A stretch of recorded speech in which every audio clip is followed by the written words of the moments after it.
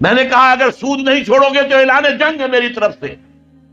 فاذنوا بحرب من اللہ ورسولہ، اللہ اور اس کے رسول کی طرف سے اعلان جنگ ہے، الٹیمیٹم ہے. تم چھوڑتے ہو سود کو. تمہاری تو ساری معیشت جو ہے اس کا تانا بانا سود اور جوئے پر ہے. جوئے کا حد تو یہ ہو گیا بسکٹ بیچنا ہو تو اس کے لیے بھی لاٹری چل رہی ہے. بسکٹ کے ڈبے میں فلاں چیز نکل آئے گی تو قرآن اندازی ہوگی، آپ کو ایک کار بھی مل سکتی ہے بسکٹ کے ایک ڈبے کے ذریعے سے. لوگ لگے ہوئے. یہ گھی کا ڈبا اگر لوگے ہمارا تو اس میں سے کوئی سونے کا ٹکڑا بھی نکل کے آ سکتا ہے. سود اور جوا یہ ہمارے تانا بانا ہے ہماری پوری معیشت. یہ جب ہوگا تو آخرت کا عذاب تو ہم مستحق تو ہو چکے ہیں، باقی اللہ تعالیٰ بخش دے یہ بات دوسری. اب ذرا آئیے عملی مسئلے کی طرف. کیا کریں؟ ہم ایسے ملک میں رہ رہے ہیں جس میں اللہ کا قانون نافذ نہیں ہے، جس کا مالی نظام سود اور جوئے پر ہے. ہم اس کو بدل نہیں سکتے. کیا کریں؟ کہاں جائیں؟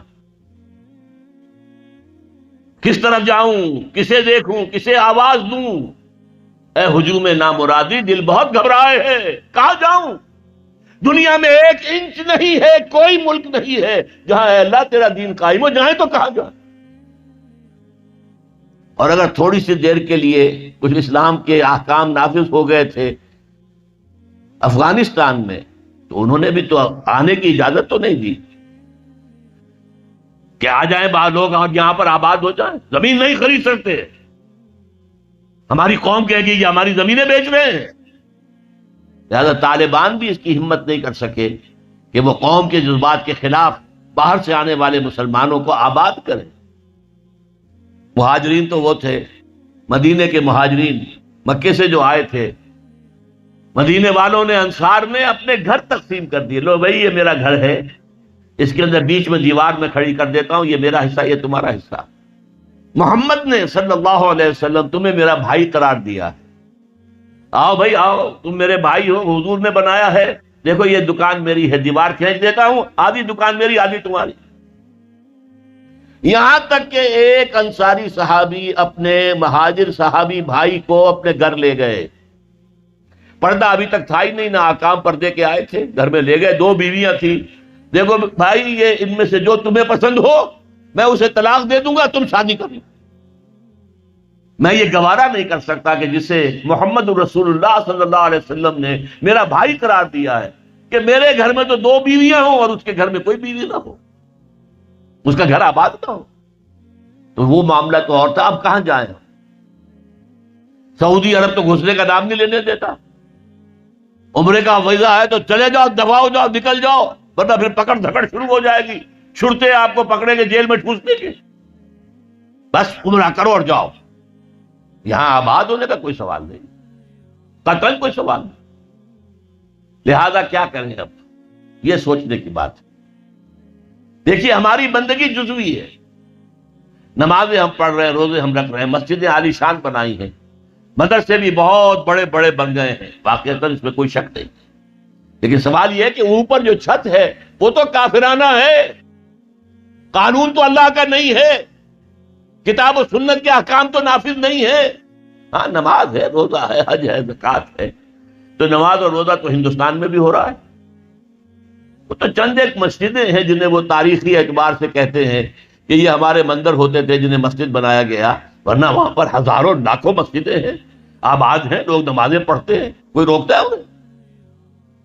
ہم نے یہ ملک بنایا تھا کہ یہاں اسلام کا نظام قائم کریں گے. نماز تو آپ امریکہ میں جا کر پڑھیے، امریکہ کو کوئی اعتراض ہی نہیں. You have come here, you have purchased synagogues and churches and you have turned them into mosques. ہم نے کوئی اعتراض نہیں کیا.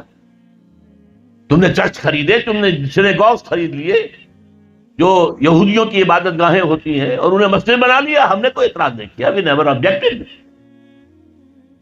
لیکن تم کہو کہ اسلام کا نظام ہم قائم کریں گے، نہیں کرنے دیں گے تمہیں کبھی بھی. تم چاہو کہ تم اسلام کا معاشی نظام قائم کرو، کبھی اجازت نہیں دیں گے. تم چاہو کہ اسلام کی معاشرتی اقدار کو تم قائم کرو، کبھی نہیں کرنے دیں گے.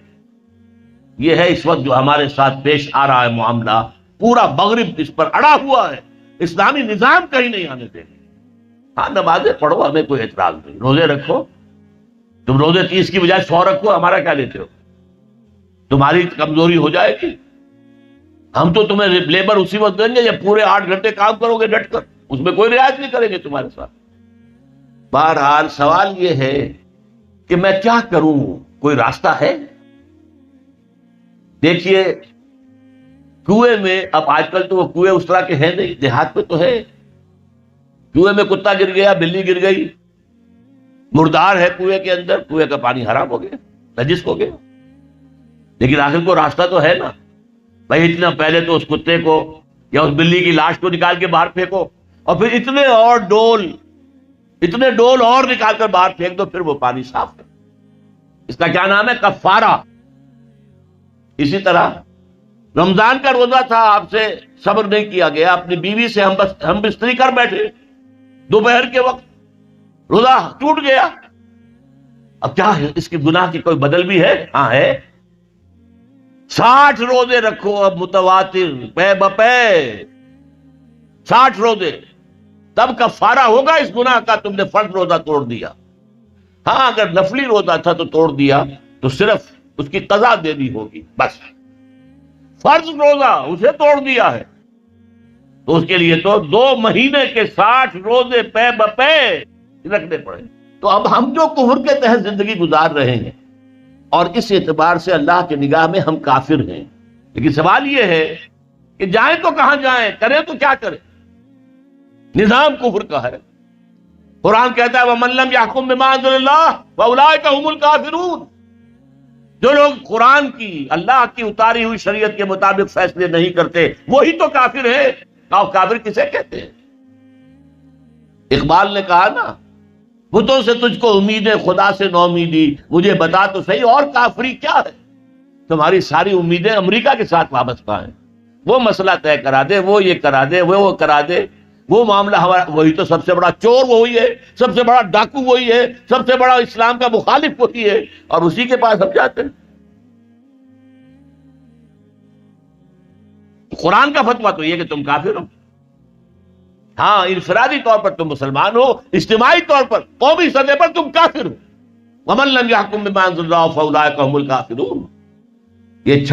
یہ 7واں رکوع ہے سورہ مائدہ کا، اور پھر فرمایا وَمَن لَّمْ يَحْكُم بِمَا أَنزَلَ اللَّهُ فَأُولَٰئِكَ هُمُ الظَّالِمُونَ۔ جو اللہ کے اتارے ہوئے قانون کے مطابق فیصلے نہیں کرتے وہی تو مشرک ہیں، اللہ کے حکم کو چھوڑ کے کسی اور کے حکم پر فیصلہ کر رہے ہو، اس سے بڑا شرک کیا ہوگا؟ اور تیسری مرتبہ فرمایا وَمَن لَّمْ يَحْكُم بِمَا أَنزَلَ اللَّهُ فَأُولَٰئِكَ هُمُ الْفَاسِقُونَ۔ وہی تو فاسق ہیں، فاجر ہیں، وہی تو سرکش ہیں، وہی تو باغی ہیں، وہی تو غدار ہیں اللہ کے، جو اللہ کی شریعت کے مطابق فیصلے نہیں کرتے۔ اب ان 3 آیتوں کی روح سے سمجھ لیجئے ہم کہاں کھڑے ہیں، کیا کر رہے ہیں۔ دیکھیے میں آپ کو ایک مثال دیتا ہوں، ہماری آبادی کا میں سمجھتا ہوں اکثریت تو وہ ہے جو نماز روزے کی بھی پابند نہیں ہے۔ ان چیزوں کا چرچا شہروں میں زیادہ، دیہات میں بہت کم رہ گیا، بہت کم، بہت کم، اور ہماری 70% آبادی دیہات کے اندر۔ اچھا جو نمازیں پڑھتے روزے رکھتے ہیں، خاص طور پر شہروں کے کاروباری لوگ، وہ بلیک مارکیٹنگ بھی کرتے ہیں، وہ حسابات بھی غلط دیتے ہیں، جھوٹ بولتے ہیں، جھوٹ یا حلف اٹھاتے ہیں کہ یہ حساب ہم حلفیہ میں کہہ رہا ہوں یہ حساب صحیح ہے، کیا حساب غلط ہے۔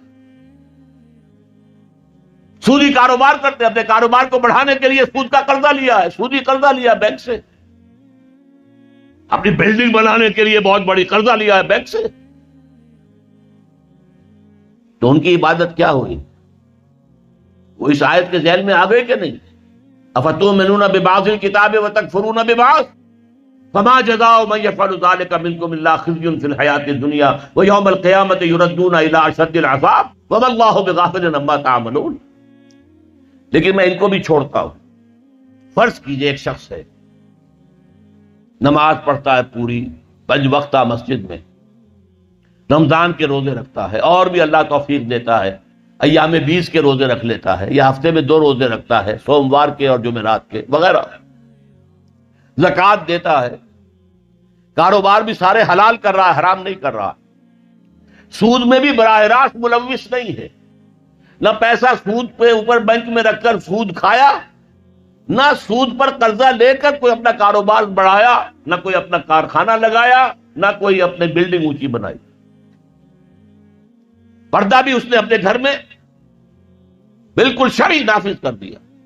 وہ اس پورے اسلام پر کاربند ہے جس میں وہ کاربند ہو سکتا ہے اس وقت، لیکن وہ اس قوم کا فرد ہے جو قوم اللہ کے فتوے کے مطابق کافر قوم ہے، جو اللہ کے فتوے کے مطابق مشرک قوم ہے، جو اللہ کے فیصلے کے مطابق فاسق و فاجر قوم ہے۔ قوم کے فرد تو ہم اسی کے ہیں۔ چور کا ہاتھ تو نہیں کاٹا جا رہا، ڈاکوؤں کو وہ سزا تو نہیں جا رہی سورہ مائدہ میں جو آئی ہے، ان کے ہاتھ اور پاؤں مقابل سمت سے کاٹ دیے جائیں، یا یہ کہ انہیں ملک سے باہر دفع کر دیا جائے، قتلوا تقتیلا، ان کے ٹکڑے کر دیے جائیں۔ ڈاکوؤں کو کوئی سزا ملتی ہے ایسے؟ اول تو پکڑنے کا کیا سوال، پکڑ گئے تو رشوتیں دے کر چھوٹ جائیں گے۔ یہاں تو عدل بھی جو ہے خریدا جا سکتا ہے بڑے آرام سے، اور نہیں تو 4-6 مہینے جیل میں رہ لیں گے۔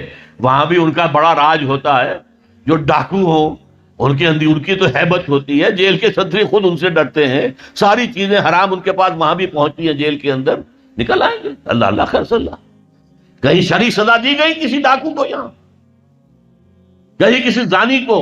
اب زانی فرض کیجئے، واقعہ یہ ہے کہ کسی کا بھی جرم زنا ثابت کرنا بہت مشکل کام ہے کہ 4 گواہ موجود ہوں جنہوں نے آنکھوں سے دیکھا ہو۔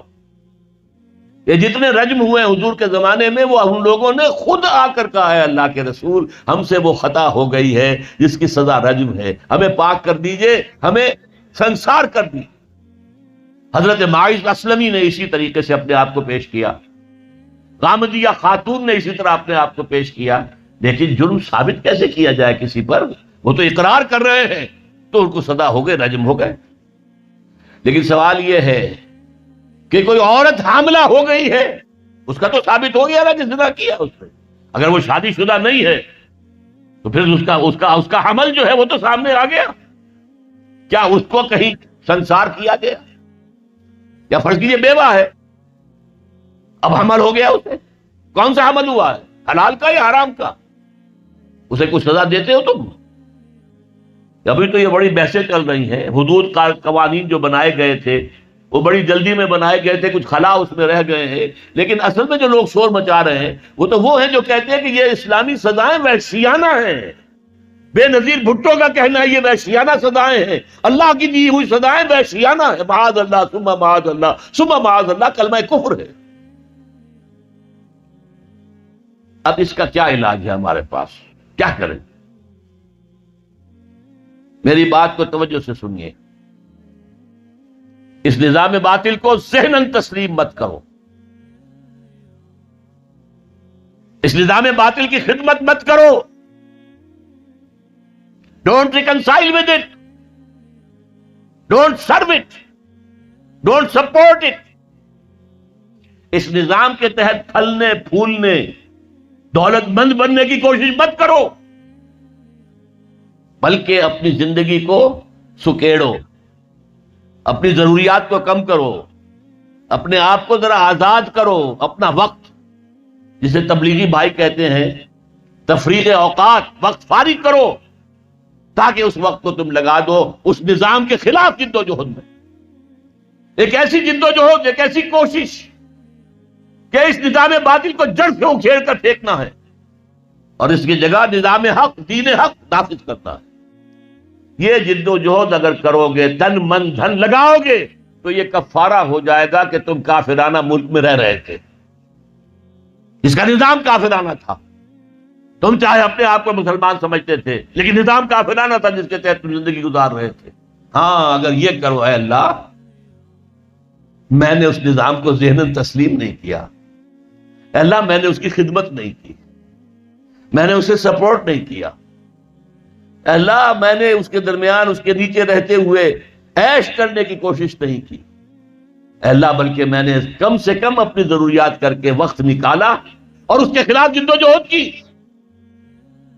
اس نظام کو اکھاڑ کر پھینکنے کے لیے کوشش کی، اور تیرا نظام لانے کی جدوجہد کی. لا نہیں سکے تو اے اللہ ہم کیا کریں، ہمارے اختیار میں تو نہیں ہے.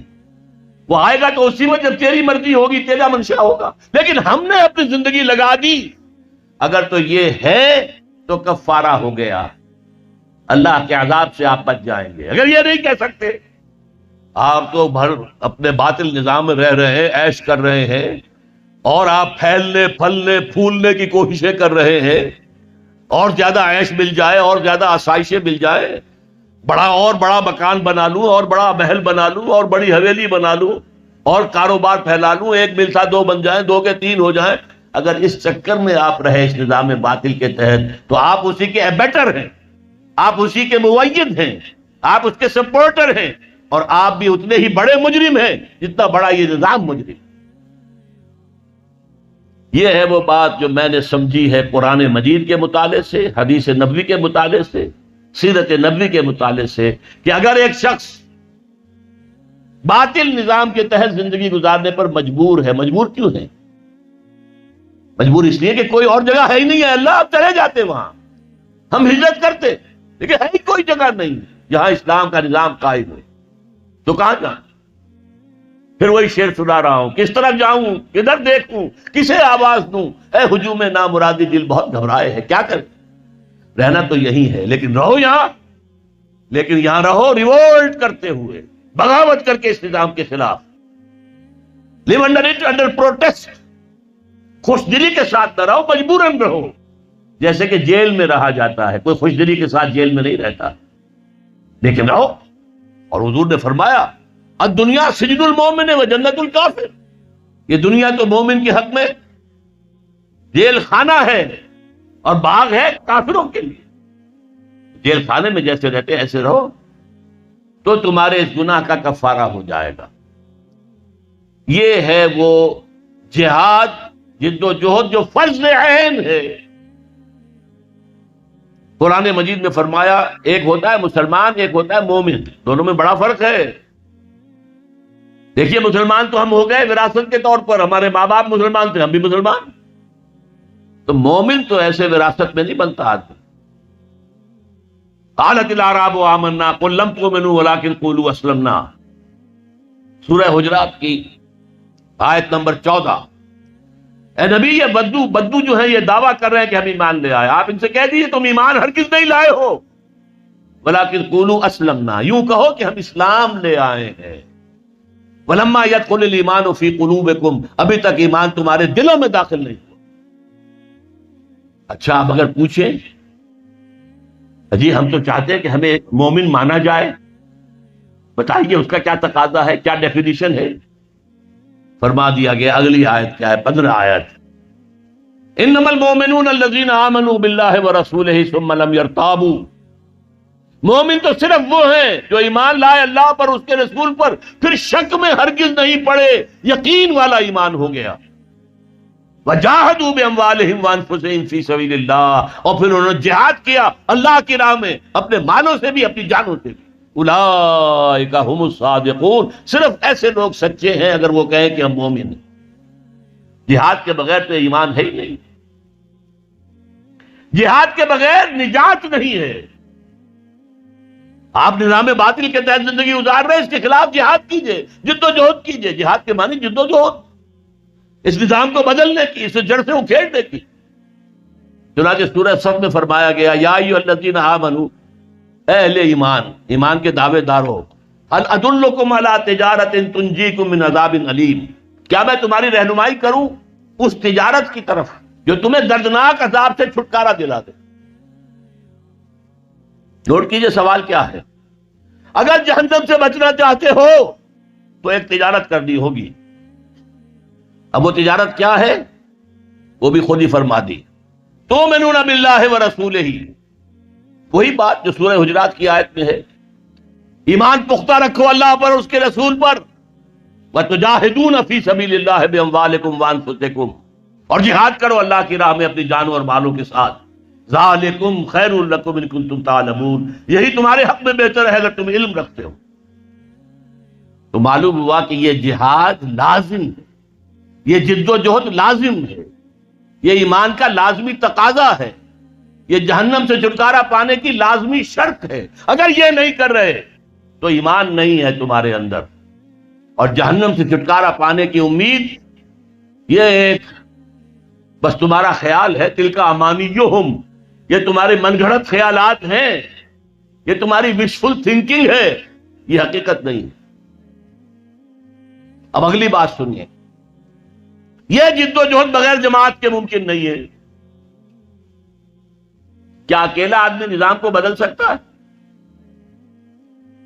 ہمارے ہاں بڑے بڑے متقی لوگ موجود ہیں، کوئی شک نہیں ہے، بڑے بڑے اہل اللہ موجود ہیں، نیک لوگ ہیں جن سے انفرادی طور پر لوگوں کو نیکی پہنچ بھی رہی ہے، مرشدین ہیں، لیکن کیا وہ نظام کو بدل سکتے ہیں؟ نہیں۔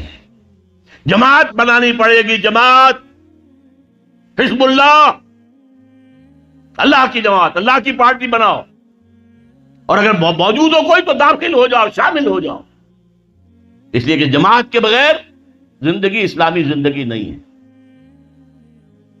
حضور نے فرمایا ید اللہ علی الجماعہ، اللہ کی تائید اور نصرت، اللہ کا ہاتھ جماعت کے اوپر ہے۔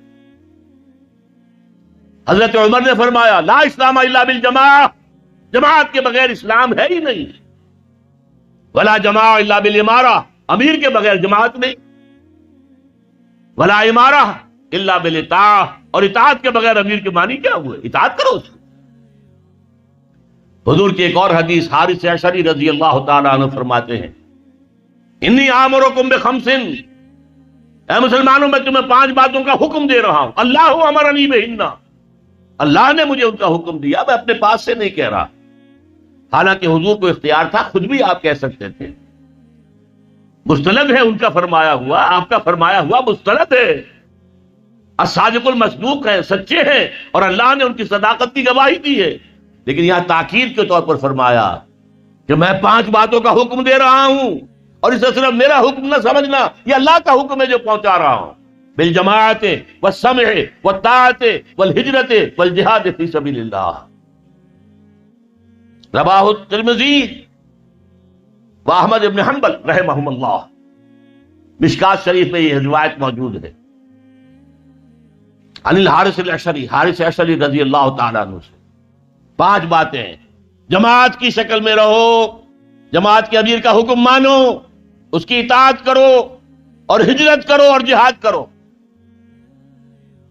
آپ پوچھیں گے ہجرت کیسے کریں گے؟ تم نے تو کہہ دیا دنیا میں کوئی ملک ہے ہی نہیں، کون تمہیں گھسنے دے گا؟ ٹھیک ہے، لیکن ہجرت، حضور سے پوچھا گیا ای الہجرت افضل یا رسول اللہ، اے اللہ کے رسول یہ فرمائیے کہ سب سے افضل ہجرت کون سی ہے؟ جواب سنیے، ان تہجر کل ما یکرہہ، ہر اس چیز کو چھوڑ دو جو تمہارے رب کو پسند نہیں ہے، یہ ہجرت ہے۔ سود سے ہجرت کیجئے، آج رات فیصلہ کیجئے کہ مکان اگر سودی قرض پڑے بیچ دوں گا اور کسی چھوٹی کٹیا میں رہ لوں گا، فیصلہ کیجئے، یہ ہجرت ہوگی۔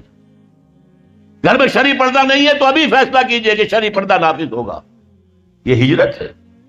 اور افضل الہجرہ، ای الہجرت افضل یا رسول اللہ، اے اللہ کے رسول سب سے افضل ہجرت کون سی ہے؟ فرمایا ان تہجر کل ما یکرہہ، ہر اس چیز کو چھوڑ دو جو تمہارے رب کو پسند نہیں۔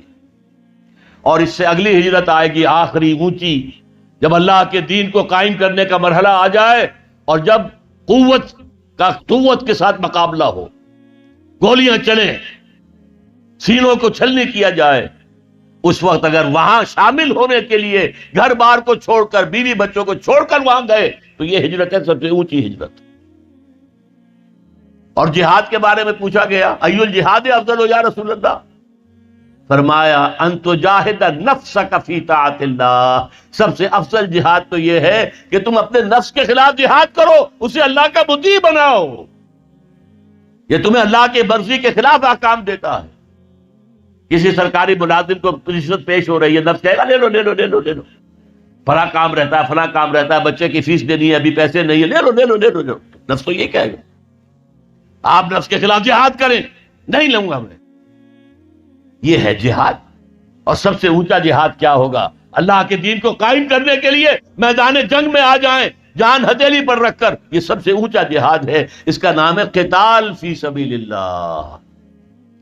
اس لیے سورہ صف کی 2 آیتیں میں نے آپ کو سنائی تھی، یا ایھا الذین آمنوا ھل ادلکم علی تجارۃ تنجیکم من عذاب علیم۔ جواب کیا ہے؟ خود ہی دیا اللہ نے، تؤمنون باللہ ورسولہ وتجاہدون فی سبیل اللہ باموالکم وانفسکم۔ اسی سورہ صف کی 4 آیت کیا ہے؟ ان اللہ یحب الذین یقاتلون فی سبیلہ صفا کانہم بنیان مرصوص۔ اللہ کو تو اپنے ان بندوں سے محبت ہے جو اس کی راہ میں صفیں باندھ کر، ایسی صفیں جن میں کوئی رخنا پیدا نہ کیا جا سکے، جیسے کہ یوں سمجھیے کہ سیمنٹ کنکریٹ کی وال ہے، بنیان مرصوص ہے، سیسا پلائی ہوئی دیوار، کھڑے ہو کر اللہ کی راہ میں قتال کرو، جنگ کرو۔ وہ ہے محبوب ہمارا، وہ ہے پسندیدہ انسان ہمارا۔ اور اگر یہ نہیں کرتے، باطل چنگھاڑ رہا ہے، باطل چیلنج کر رہا ہے، امریکی تہذیب آ رہی ہے، بھاگتی آ رہی ہے، دوڑتی آ رہی ہے، اور ہم اپنے کاموں میں لگے رہے، بس زیادہ ہوا نماز پڑھ لی، روزہ رکھ لیا، کچھ کسی بزرگ کے بتائے ہوئے کوئی وظیفے کر لیے، کوئی ذکر کر لیا، اور سمجھا کہ بس ہمارا تو بیڑا پار ہے۔ نہیں، تقوی طاغوت کی غلامی میں، تقوی طاغوت کے خلاف جب تک جد و جہد نہیں، اس وقت تک آپ کا ایمان درست نہیں، آپ کی نماز قبول نہیں، آپ کا روزہ قبول نہیں، آپ کی دعائیں قبول نہیں۔ کتنی دعائیں کی تھی فجر کی نماز میں، دعا، قنوت نازلہ، اللہم دمر دیارہم، اللہم مزق جمعہم، لیکن اللہ نے نہیں سنی، شکست ہوئی، کلنک کا ٹیکا لگا، 93,000 ہمارا قیدی بن کر اس ہندو کی غلامی میں گیا جس پر کہیں ہم نے 600 برس حکومت کی تھی، کہیں 800 برس، کہیں 1000 برس کی۔ وہ کلنک کا ٹیکا آج تک ہمارے ماتھے سے دھلا نہیں ہے، جو عربوں کے ماتھے پر لگا تھا سن 67 میں، اس کو کم سے کم انہوں نے دھو دیا تھا سن 73 کی رمضان وار میں، بارلیو لائن کو کراس کر گئے۔ گولڈا مائر جو ہے خودکشی کرنے کی سوچ رہی تھی، وہ تو امریکہ نے آ کے بچایا ہے، تو انہوں نے تو کم سے کم سن 67 کی جنگ کا جو داغ تھا اسے دھو دیا، ہم سے تو وہ داغ ابھی تک دھلا نہیں۔ کتنی بڑی شکست، کتنی تعداد میں ہمارے پی او ڈبلیوز، اور ہمارے جرنیل نے نام تھا ٹائیگر، شیر، اور اس نے اپنا پستول پیش کیا ہے، جنرل اروڑا اس کے ہاتھ میں دیا ہے، اطاعت قبول کی ہے، سیلوٹ کیا۔ انا للہ و انا الیہ راجعون۔ تو جان لیجئے کہ نمبر 1، اگر آپ طاغوت کے تحت زندگی گزار رہے ہیں تو پہلا فرض اس کے خلاف جد و جہد کرنا ہے۔ اگر نہیں کرتے تو ایمان نہیں تو نجات نہیں۔ اللہ خیر صلی اللہ، میں تو چند باتیں جانتا ہوں۔ قلندر جز 2 حفظ لا الہ اور کچھ نہیں رکھتا، فقیہ شہر قارو ہے لغت آئے حجازی کا، ہم تو لا الہ الا اللہ کا مفہوم یہ سمجھتے ہیں۔ اللہ خیر صلی اللہ، اور یہ کام بغیر جماعت کے ممکن نہیں، تو جماعت تلاش کیجیے۔ دیکھیے، آپ یہ کہہ کر نہیں چھوٹ سکتے صاحب 10 جماعتیں، 12 جماعتیں، 15 جماعتیں، ہمیں کیا پتا کون سی جماعت ٹھیک ہے۔ آپ یہ کہہ کر اپنے آپ کو بری نہیں کر سکتے۔ دیکھیے، آپ کو اپنے پاؤں کے لیے جوتی کی ضرورت ہے۔ آپ کہیں 10-12 دکانیں، پتہ نہیں کہاں ٹھیک جوتا ملتا ہے، میں تو جوتا لوں گا ہی نہیں، کیا ایسا کرتے؟ It's your need، کیا آپ کی ضرورت ہے؟ جوتا پہننا ہے، جائیے دکانیں دیکھیے، قیمتیں کمپیئر کیجئے، مال دیکھیے۔ پچھلے زمانے میں تو دھوکہ یہ بھی ہوتا تھا کہ تلوے کے اندر جو ہے وہ گتا ڈالا ہوا ہے۔ اب تو خیر نئے قسم کے سولز آ گئے ہیں، سنتھیٹک سولز آ گئے ہیں، ان میں گتا نہیں ڈالا جا سکتا، ورنہ پہلے تو یہ ہوتا تھا 30ویں دن ٹوٹا، ختم ہو گیا جوتا۔ لیکن آپ جوتا لیتے تھے۔ اسی طرح جماعتیں تلاش کیجئے، دیکھیے، مطالعہ کیجئے، ان کو دیکھیے ان کا طریقہ کار کیا ہے۔ ان کے قریب جا کر سونگھیے کہ خلوص کی خوشبو آتی ہے کہ نہیں، کہیں یہ بھی کوئی دنیا کا دھندا تو نہیں ہے، کہیں یہ سیاسی اقتدار حاصل کرنے کے لیے دین کا نعرہ تو نہیں لگ رہا۔ یہ سب دیکھیے، تحقیق کیجیے، تفتیش کیجیے۔ لیکن اگر آپ کو کوئی جماعت مل جائے اور پھر آپ شامل نہ ہو تو نفی ہو جائے گی ایمان کی۔ لا اسلام الا بالجماعہ۔ اور اگر جماعت نہ ملے، آپ کہیں صاحب اس جماعت میں تو یہ خرابی ہے، اس میں یہ خرابی ہے، اس میں یہ غلطی ہے، اس میں یہ بات جو ہے صحیح نہیں ہے، آپ نے ساری جماعتیں ریجیکٹ کر دی۔ اس کا مطلب کیا ہے کہ آپ خود جو ہے بقرات سقرات ہیں، آپ کے دماغ میں کوئی خاکہ موجود ہے، لہذا آپ پر لازم ہے کھڑے ہوں اور لوگوں کو بلائیں، من انصاری اللہ، لوگوں میں اللہ کے دین کو قائم کرنے کی جد و جہد کرنا چاہتا ہوں، دیکھو یہ میرا طریقہ کار ہے، اس طرح میں چلنا چاہتا ہوں، کون ہے جو میرا ساتھ دے؟ من انصاری اللہ۔ ایک اکیلا دو 11، ایک اکیلا دو جماعت، سمجھ لیجئے۔ اگر آپ سفر پر جا رہے ہیں، 2 آدمی ہیں، جماعت سے نماز پڑھیے، ایک امام ہوگا ایک مقتدی ہوگا۔ حضور نے تو فرمایا سفر پر اگر جاؤ 3 آدمی ہو تو ایک کو امیر بناؤ ضرور، تاکہ کوئی بھی اختلاف ہو تو اس کا فیصلہ دینے والا تو کوئی ہو نا۔ تو آپ جماعت بنائیں، کھڑے ہو، کام کرے، اس لیے کہ نبی تو کوئی آئے گا نہیں، نہ آیا ہے، وہ تو نبی 1400 برس پہلے، بس نبوت کا خاتمہ ہو گیا، دروازہ بند ہو گیا نبوت کا حضور پر صلی اللہ علیہ وسلم۔ اب ہوں گے تو یہی انسان ہوں گے نا، ان میں کمیاں بھی ہوں گی، کوتاہیاں بھی ہوں گی۔ اور اس میں آپ کے سامنے اور بات رکھ دوں، اگر آپ اپنے لیے جماعت تلاش کرنا چاہتے ہو تو کیا چیزیں دیکھنی چاہیے جماعت میں؟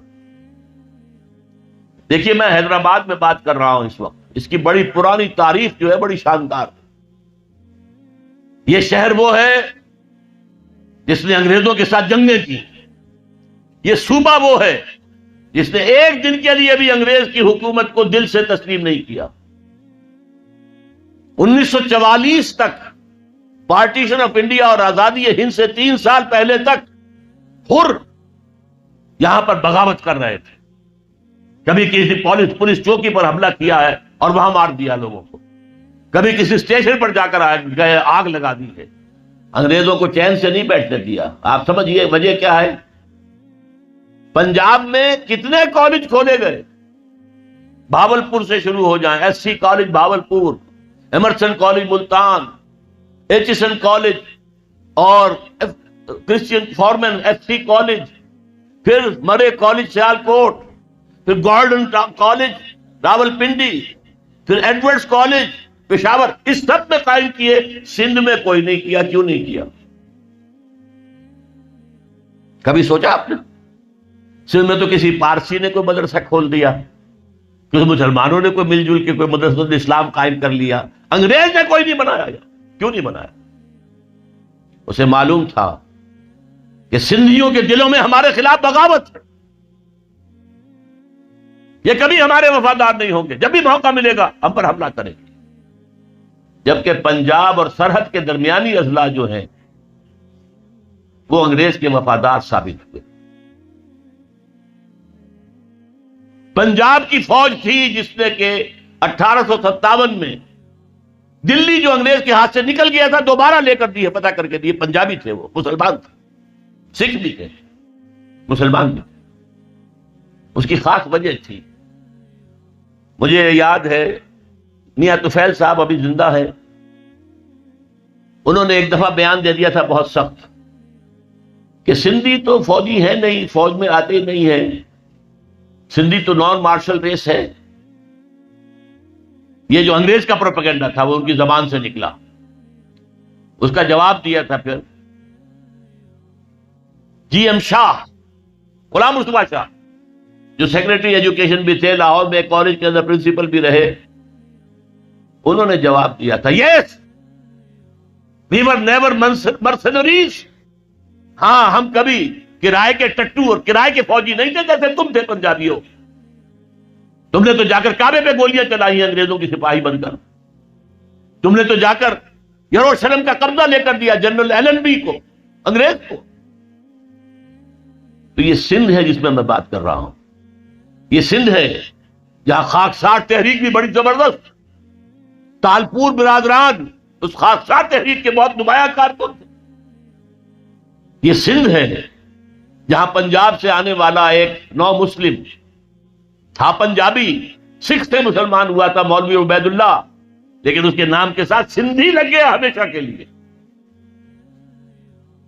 مجاہد انسان، حضرت شیخ الہند کا سپاہی عبید اللہ سندھی رحمت اللہ علیہ، وہ سندھ ہے یہ. اور میں آپ کو اور بات یاد دلا دوں، سندھ واحد صوبہ ہے اس پاکستان کا جس میں کہ پارٹیشن سے پہلے بھی مسلم لیگ کی حکومت تھی، پنجاب میں یونینسٹ پارٹی کی حکومت تھی، ہندو مسلم سکھ مل کر بنائی تھی انہوں نے، مسلمانوں کی پارٹی نہیں تھی. مسلم لیگ کو ایک دن بھی وہاں وزارت نصیب نہیں ہوئی. سرحد میں ڈاکٹر خان صاحب کی وزارت تھی، باچا خان کا بڑا بھائی. وہ تو ریفرینڈم ہوا ہے اور غیور پٹھانوں نے پاکستان کے حق میں ووٹ دیا ہے، اور اس کے لیے مولانا شبیر احمد عثمانی رحمت اللہ علیہ نے بڑا پارٹ پلے کیا. وہاں کے پیر جو ہے، پیر صاحب مانکی شریف، پیر صاحب زکوڑی شریف، انہوں نے بڑا رول پلے کیا ہے کہ پاکستان میں اسلام نافذ ہوگا، اسلام قائم ہوگا، لہذا ووٹ دو مسلم لیگ کو. ورنہ ظاہر بات ہے کہ یہاں تو سوائے سندھ کے کہیں بھی مسلم لیگ کی حکومت نہیں تھی. اور جی ایم سید صاحب اگرچہ وہ بعد میں جو کچھ اس ملک میں ہوا ہے اس سے بددل ہو گئے، ایک ریئیکشن ہوا ان پر، آخر ہوتا ہے.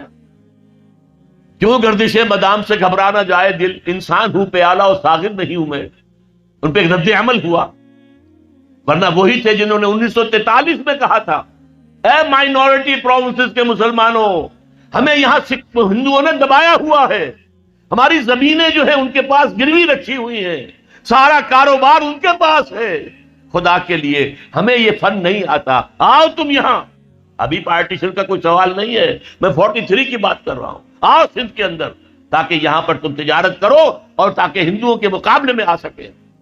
یہ جی ایم سید کی اپیل تھی. آج اسی سندھ میں کہہ رہا ہوں اسلام قائم کرنے کی جد و جہد. اور سب سے بڑی بات یہی سندھ تو تھا نا. سب سے پہلے اسلام کب آیا تھا، کہاں آیا تھا؟ 712 اور 713 عیسوی، 92 یا 93 ہجری. محمد بن قاسم کہاں سے آئے تھے؟ باب الاسلام کون سی جگہ ہے؟ سندھ. تو اس کو سر نو باب الاسلام بننا چاہیے. تحریک خلافت یہاں سے اٹھنی چاہیے، یہاں کے لوگ کھڑے ہو. ہم نے انگریز سے بھی مقابلہ کیا اور آخری وقت تک کیا. ہم نے علامہ مشرقی کا بھی ساتھ دیا. ہم نے وہ ریشمی رومال کی تحریک بھی، اس کے اندر بھی بڑا حصہ سندھیوں کا تھا، جو حضرت شیخ الہند مولانا محمود حسن جو اسیر مالٹا رہے بعد میں، اس میں سندھ کا رول بہت بڑا تھا. آج پھر اس ملک کے اندر نظام خلافت کے قیام کے لیے میں سمجھتا ہوں کہ سندھ کو سب سے آگے ہونا چاہیے، سب سے بڑھ کر کام کرنا چاہیے. اس کے لیے اب میں آپ سے عرض کروں، خلافت قائم کرنا یہ ہمارا فرض. لیکن آج خلافت قائم ہوگی تو کیسے ہوگی؟ پہلے تو یہ مسئلہ ہوگا. اور کیسی ہوگی؟ کیا بعین ہی وہی خلافت ہوگی جو 1400 برس پہلے تھی؟ جبکہ 1400 سالوں میں بہت سا پانی وقت کے دریا کے پل کے نیچے سے گزر چکا ہے. حالات بہت بدل گئے ہیں، زمانے نے بہت ترقی کر لی ہے. کیا 1400 سال قبل کا نظام دوبارہ آ سکتا ہے؟ ہاں آ سکتا. اصول وہاں سے لیں گے، تفصیلی ڈھانچہ اس دور کے مطابق بنائیں. اصول وہاں سے ہوں گے، فنڈامنٹل وہاں سے ہوں گے. اسی لیے ہم فنڈامنٹلسٹ ہیں. امریکہ کان کھول کر سن لے، ہمارا دعویٰ ہے کہ ہم فنڈامنٹلسٹ ہیں. ہم اسلام کے اصولوں کو چھوڑ کر کہاں جائیں؟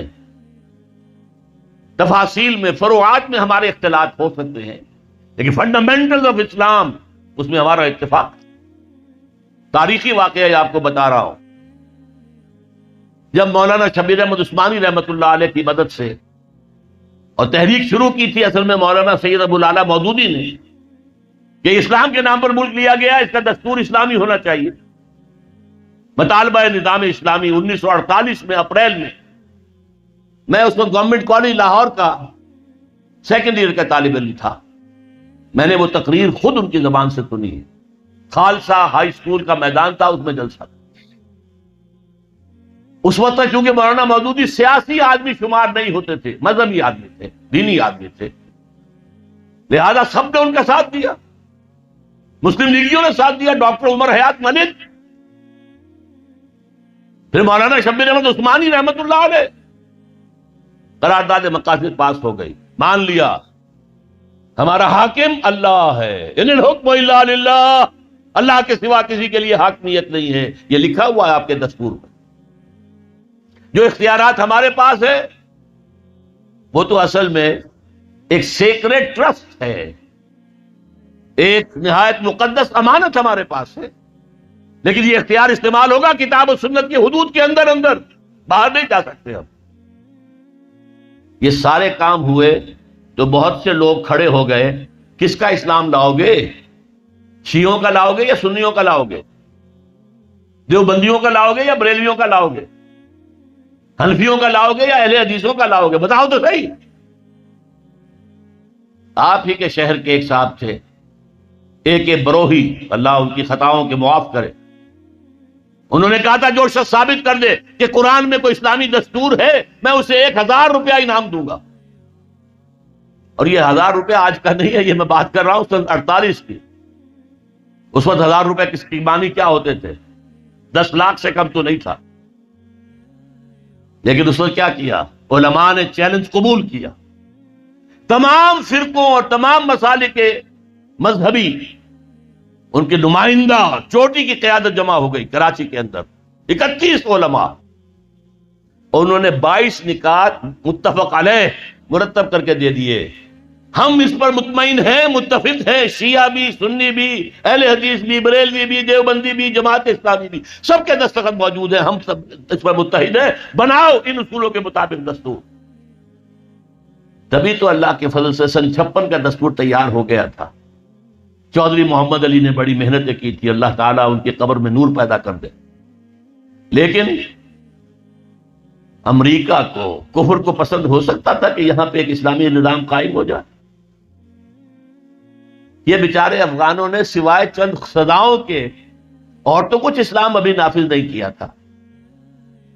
بغیر برقعے کی عورت سڑک پر نہیں آئے گی، گھر میں رہے، باہر آئے تو برقع لے، چور کا ہاتھ کٹے گا، قاتل سے قصاص لیا جائے گا. میدان میں لے آئے، اسٹیڈیم میں لے آئے، یہ قاتل ہے اور اس نے قتل کیا تھا خنجر بھونک کر سینے کے اندر. اب اس کا وارث کوئی نہیں ہے، صرف بیوی ہے، بیوی کے ہاتھ میں خنجر دے دیا گیا، گھونپو اس کے سینے کے اندر. جب یہ قصاص شروع ہوا تو اب کسی کے اندر جرأت تھی کسی کو قتل کرنے کی؟ لہذا وہ اسلام کی کچھ نہ کچھ جو برکتیں ہیں وہ ظاہر ہو گئی اور امریکہ کھل گیا. اس کو کھل گئی یہ شے کہ اگر یہ نظام کہیں دنیا میں آ گیا تو ہمارا نظام کہاں رہ جائے گا. اس کا سب سے بڑا ثبوت کیا ہے؟ ڈاکٹر جاوید اقبال ماڈرنسٹ ہیں آج کی امریکن اصطلاح کے تحت، سیکولر مزاج کے آدمی ہیں علامہ اقبال کے بیٹے. لیکن وہ بھی جب گئے تھے طالبان کے دور حکومت میں 10 دن گزار کر آئے کابل میں اور آ کر کہا مولانا سمیع اللہ صاحب کا جو سمیع الحق صاحب کا مدرسہ ہے کوڑا خٹک میں، وہاں تقریر کی کہ جو حالات میں آج دیکھ کر آیا ہوں کابل میں، اگر چند اور مسلمان ملکوں میں وہ حالات پیدا ہو جائیں تو ساری دنیا اسلام لے آئے. یہ قول ہے ڈاکٹر جاوید اقبال پسر علامہ اقبال. بہرحال وہ نظام قائم کرنا ہمارے ذمے ہے، ہمارا فرض ہے.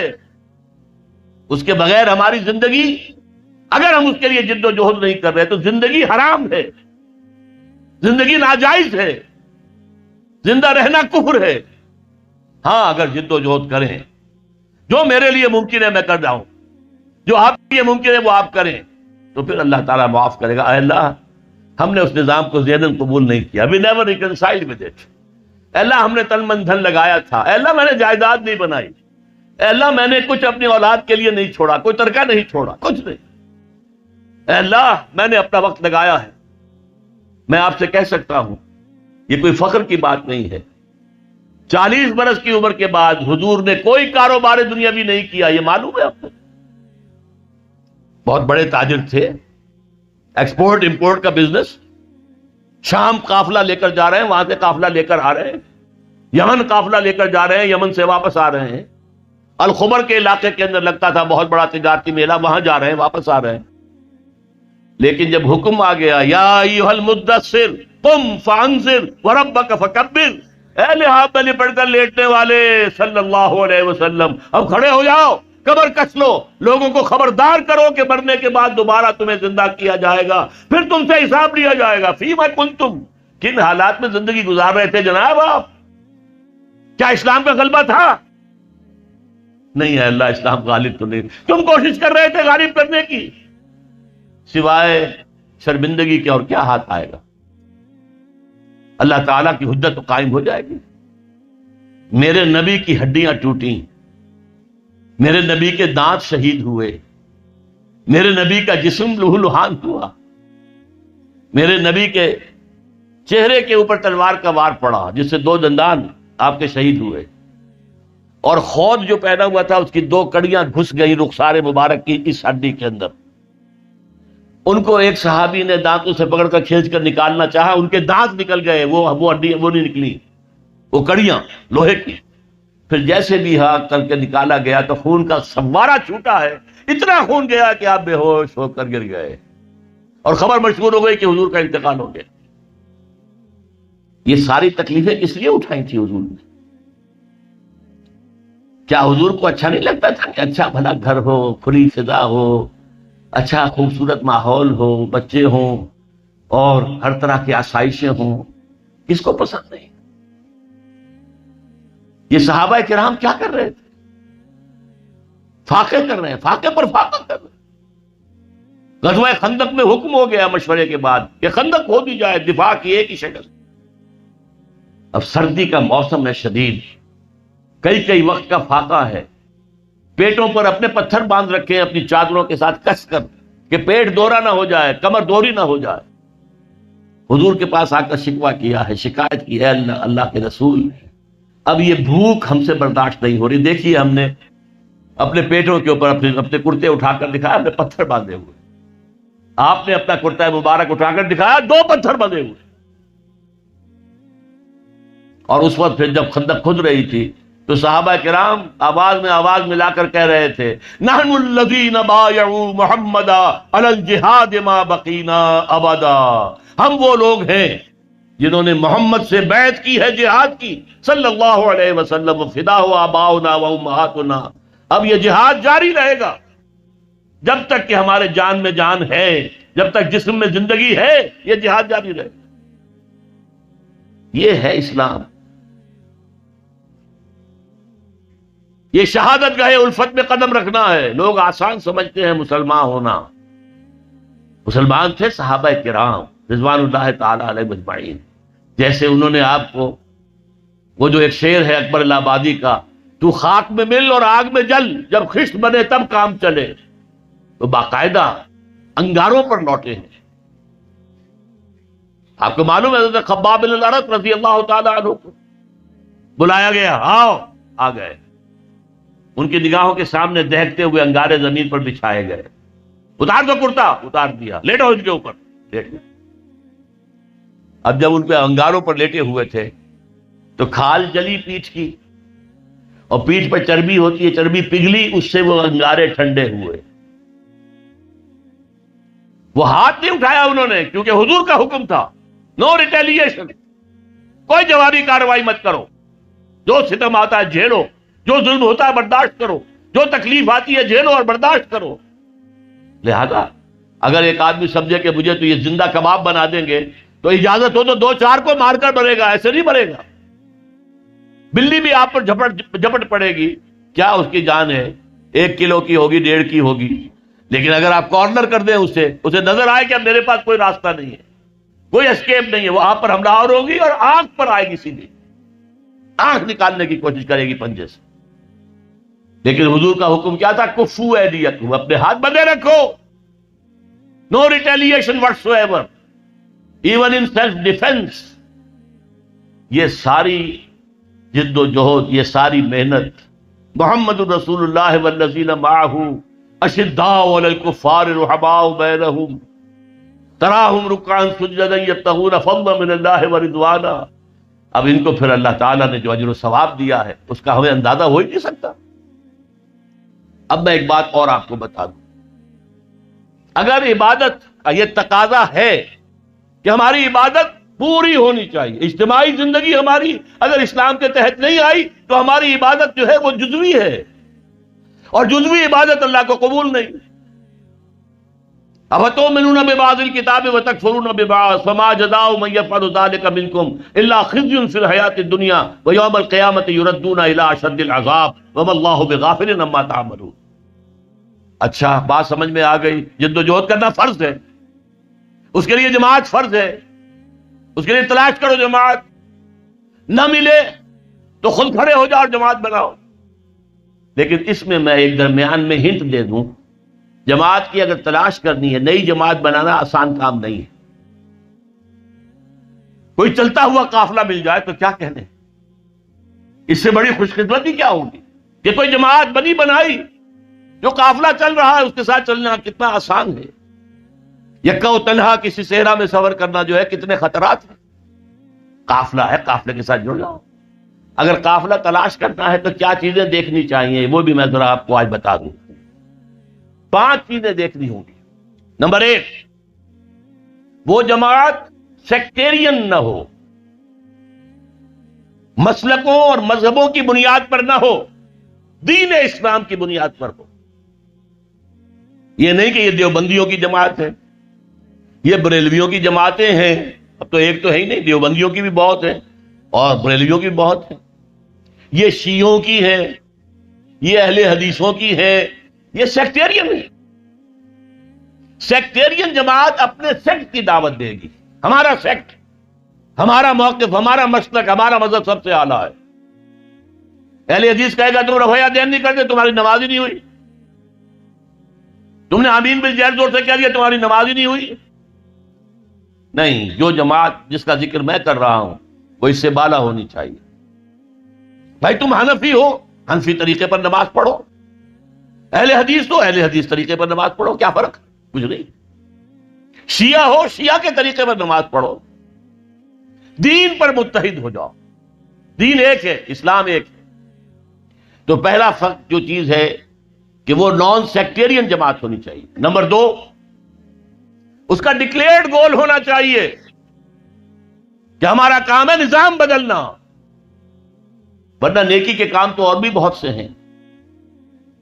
آپ کوئی مدرسہ کھول دیں ناظرہ قرآن پڑھانے کا، یہ بھی نیکی کا کام ہے. آپ کہیں دعوت و تبلیغ شروع کر دیں، کوئی ٹریننگ حاصل کیجئے، عیسائیوں میں تبلیغ کیجئے، ہندوؤں میں تبلیغ کیجئے. آپ کے صوبے میں تو ہندو موجود ہیں، جہاں میں رہتا ہوں پنجاب میں، وہاں تو ہندو نہیں ہے. کیا ان کا ہم پر حق نہیں ہے کہ ہم تبلیغ کریں انہیں؟ لیکن یہ بھی ایک کام ہے. لیکن جو جماعت میں کہہ رہا ہوں وہ جماعت ہونی چاہیے دین کو قائم کرنے کے لیے جماعت، نظام کو بدلنے والی جماعت، انقلابی جماعت. اور نمبر 3، اس کا ڈسپلن ہونا چاہیے، فوجی ڈسپلن، لسن اینڈ اوبے. اس لیے بیعت حضور نے کیا لی تھی؟ حضرت عبادہ ابن ثابت فرماتے ہیں رضی اللہ تعالی عنہ، بایعنا رسول اللہ صلی اللہ علیہ وسلم علی السمع والطاعۃ فی العسر والیسر والمنشط والمکرہ وعلی اثرۃ علینا وعلی لا ننازل امر اہلہ وعلی نقول بالحق اینما کنا لا نخاف فی اللہ لومۃ لائم. 10 نکات ہیں جن پر بیعت لی. ہم نے بیعت کی تھی محمد رسول اللہ سے صلی اللہ علیہ وسلم.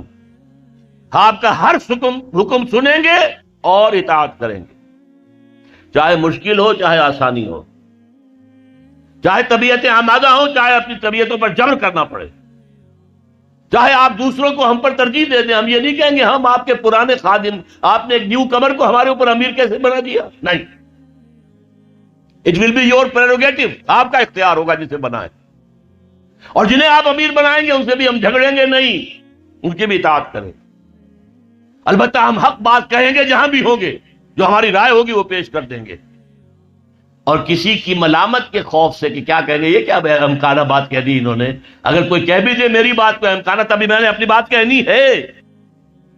ان باتوں کی بیعت لی تھی محمد الرسول اللہ صلی اللہ علیہ وسلم. یہ ڈسپلن چاہیے بیعت کی بنیاد پر. باقی یہ جماعتیں جو بنتی ہیں، یہ ممبرشپ ہے اور یہ انتخاب 2 سال کے بعد ہوگا، 4 سال کے بعد ہوگا، ووٹوں سے امیر بنے گا، امیر کی پھر شورا ہوگی، شورا کو حق حاصل ہوگا کہ نہیں کہ اس کی بات مانی جائے اور امیر جو ہے پابند ہو جائے شورا کا، یا امیر جو ہے اس کو ویٹو کا حق حاصل ہوگا. یہ ساری چیزیں کہاں تھیں؟ نہ دور نبوی میں، نہ دور صحابہ میں، نہ 1400 برس کی تاریخ میں. یہ تو آئی ہیں یورپ سے. یہ جماعت سازی کا نظام یورپ سے آیا. اسلام کا نظام تو بیعت کا تھا. تو پہلی بات میں نے کیا کہا، وہ جو فرقے ہیں فرقے واریت سے بلندتر. نمبر 2، اس کا ڈکلیئرڈ گول یہ ہو کہ ہمیں نظام بدلنا ہے. نمبر 3، ان کا ڈسپلن ہو فوج والا. there is not to reason why, there is but to do and die. Number 4، ان سے پوچھا جائے آپ یہاں خلافت کا نظام کیسے قائم کریں گے، طریقہ کار کیا ہے؟ وعظ و نصیحت سے کریں گے تو ہو جائے گا کام یا نہیں؟ یا الیکشن میں حصہ لے کے کریں گے؟ کوئی امکان ہے کامیابی کا؟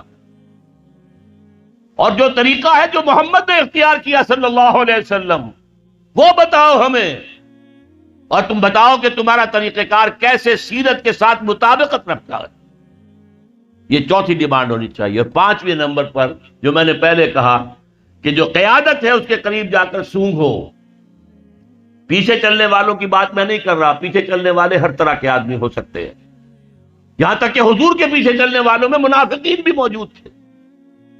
ہاں، ہر جماعت کی ایک قیادت ہوتی ہے. قیادت کے قریب جاؤ اور سونگو کہ خلوص کی خوشبو آتی ہے یا نہیں آتی. یہ 5 باتیں تلاش کرو. اگر جماعت مل جائے ان 5 باتوں کے اوپر پوری اترنے والی، اس میں شامل ہونا فرض ہے. فرض ہے، فرض. یہ ہے وہ دعوت جو میں آج آپ کے سامنے لے کر آیا. اور مجھے امید ہے یہاں 2 ہی طرح کے لوگ ہیں. یہ ہندوستان سے لوگ آئے. انہوں نے کس لیے ووٹ دیے تھے مسلم لیگ کو؟ پاگل تھے؟ یو پی کا آدمی یہاں آیا، یا یو پی کے آدمی نے 1940 میں ووٹ دیا مسلم لیگ کو، کیا یو پی پاکستان میں آ سکتا تھا؟ تو پاگل تھے کہ نہیں؟ پاگل ہو گئے تھے. لیکن ہوئے کس بات پر تھے کہ کہا جا رہا ہے اسلام کے لیے پاکستان بنانا. اچھا، ہم پر جو بیتے گی بیت جائے گی، جیل لیں گے، جاؤ بناؤ پاکستان میں، لاؤ قائم کرو اسلام وہاں پر. اسی لیے آئے تھے نا. گھر بار چھوڑ کر آئے، اپنے باپ دادا کے مکان، باپ دادا کے جو شہر ہیں جہاں باپ دادا دفن ہیں، کس کو محبت نہیں ہوتی؟ اور یہاں کے لوگوں نے جس طرح اوپن آرمز کے ساتھ، کھلے بازوؤں کے ساتھ انہیں خوش آمدید کہا، سینے سے لگایا. بعد میں نہ معلوم کس کس کی سازشیں ہیں، کیسے کیسے کام ہوئے ہیں، کون کون سی ایجنسیز بیچ میں پڑی ہیں کہ بعد میں نفرت بھی پیدا ہوئی، لڑائیاں بھی ہوئی، دنگا فساد بھی ہوا، قتل و خون بھی ہوا. لیکن جب پاکستان بنا تھا اس وقت کی فضا یاد کیجئے. تو میں آج یہ امید لے کر آیا ہوں کہ تحریک خلافت کا بھی ایک بڑا مرکز جو ہے وہ حیدرآباد سندھ بنے. میں 3 کتابوں کے سیٹ بنا کر لایا. خطبات خلافت، خلافت کی اصل حقیقت کیا ہے، ایسنس کیا ہے خلافت کا، جب تک نبوت جاری تھی خلافت کی کس طرح کی تھی، نبوت ختم ہو گئی تو خلافت میں کیا تبدیلی آئی، خلافت راشدہ کیا ایگزیکٹلی وہی نقشہ دنیا میں دوبارہ آ سکتا ہے؟ اگر کوئی نقشہ بنے گا تو کیسا بنے گا؟ سیاسی نظام کیا ہوگا، معاشی نظام کیا ہوگا، سماجی نظام کیا ہوگا، اور سب سے بڑھ کر یہ کیسے قائم ہوگا؟ یہ میرے خطبات خلافت نامی کتاب کے اندر موجود ہے. اس کا مطالعہ کیجیے. یہ میں نے 4 تقریروں کے اندر یہ مضامین بیان کیے تھے. سب سے پہلے کراچی میں خالد دینہ ہال میں، جہاں خلافت جو تھی، پہلی تحریک جو چلی تھی خلافت کی، اس کے لیڈروں کو پھانسی کی یا قید کی سزا دی گئی تھی خالد دینہ ہال کراچی میں. وہیں سے میں نے اپنی تحریک خلافت کا آغاز کیا تھا. وہ کتاب موجود ہے، ٹیپ سے اتار کر مرتب کر کے اور اسے شائع کیا گیا. وہ کتاب اور اس کے بعد اس وقت کے بین الاقوامی حالات کیا ہیں، دنیا کدھر جا رہی ہے، کفر اور ایمان کا ایک بہت بڑا تصادم ہونے والا ہے، بہت بڑا تصادم، جس کو اقبال نے کہا کہ دنیا کو ہے پھر مار کے روح و بدن پیش. سنیے غور سے, دنیا کو ہے پھر مار کے روح و بدن پیش.